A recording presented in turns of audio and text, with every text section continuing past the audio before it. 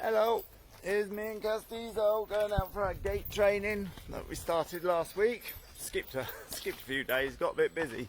Am I going to feel bad about that? Well, I'd prefer it if I'd have done it, but let's not beat ourselves up, eh? Okay, so what I'd like to talk about now, while we do our gate training, is whether you think you've got the wrong horse, whether you think you've got a horse that's too hot. Some people can't tell if they're never going to get there. They can't tell if they have actually got the wrong horse, or whether they need to do some more practice or whatever. So I'm just going to help there. First of all, there's nothing wrong with having the wrong horse.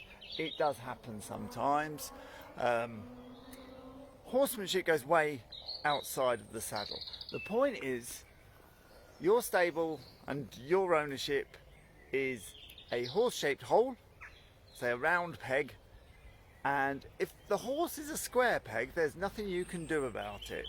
And it's not a good test of horsemanship to try and turn a round peg and force it into a square hole. Where are you going? Where are you going when I'm making my video? Put your head back over that gate. Come on. That's it. You can wait there while I make my video.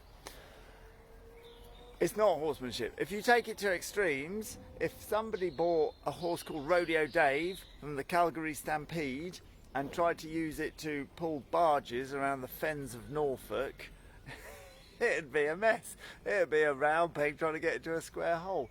Nobody would admire the horseman that was managing to do it. They go, what an idiot. Where are you going?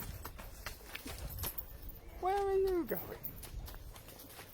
Come on, get around here. Yeah, but the game is, nothing happens.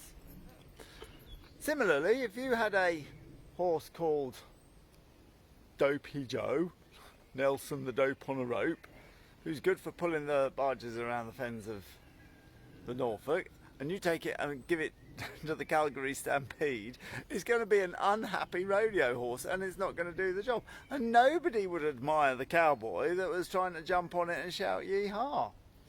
Fact is, round pegs for round holes, square pegs for square holes.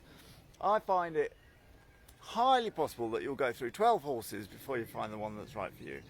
And I understand when people are saying, is this the horse for me, or do I just need to get better? Am I going to get through to the horse? Or am I chasing an impossible dream? So the first thing that occurs to me is, are you enjoying yourself? That's what matters. Are you enjoying the struggle if it is a struggle? Similarly, if a horse is too quiet, if it's too slow, are you enjoying trying to get the most out of this slow horse?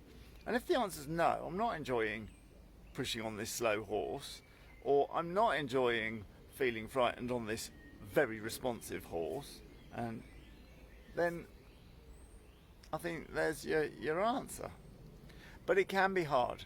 I'm in a really lucky position because I've got 12 horses that are all well behaved in a way that I like. So if I buy another horse, and this has happened, and the horse is clearly not happy at this stable and at what we do, it's the wrong shaped horse for the wrong shaped hole, then it's my duty as a horseman to pass it on, not to fight and make it the horse that it isn't.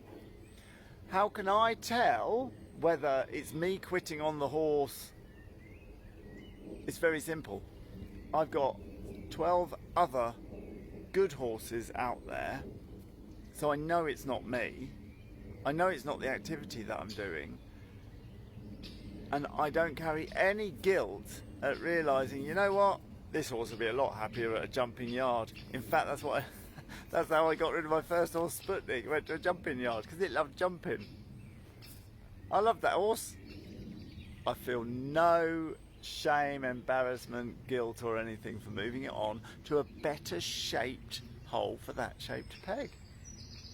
So if you've got a horse and your instructor's riding it and you're watching them ride it and you're like, I'll never ride that, maybe I should sell it, have I got the wrong horse, I don't know, then imagine if you had 4 other horses that were absolutely perfect. What would you do then? Would you simply enjoy those 4 horses and go, the instructor can ride that horse, the instructor can ride that horse? Or would you be sitting there watching the instructor going, God, I can't wait till that's me. God, I can't wait till that's me. There we are. If we use our imaginations, we can work out, if we had a herd of well-behaved horses, what would we think then, without any guilt or trouble or anything? And if you decide to move your horse to a better shaped hole, there's absolutely no room for any guilt, because you're not letting it down, you're moving it to somewhere better. A better, more suited life. There's absolutely no guilt at all. In fact, it's a credit to your horsemanship that you recognise this and did something about it, and I take my hat off to you. So there you go. I hope this has helped for those who are thinking, have I got the wrong horse? I better get on with doing our gait training. Better get on with doing that. Where are you? There you are. I better get on with doing our gait training, Castizo, because we're not really paying attention. Okay. Signing off. Thanks for listening.